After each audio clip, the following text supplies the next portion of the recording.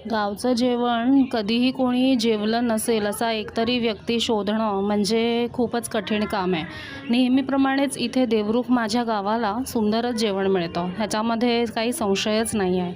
इथे बाकीचे रेस्टॉरंट्स पण होते मोठे मोठे, पण मला तिथे जावंसंच वाटलं नाही. मी नेहमी इथे आले ना, जेव्हा कधी पण येते ना, त्यावेळेला मी इथे या छोट्या छोट्या खानावळीमध्ये जेवण घेणं प्रेफर करते.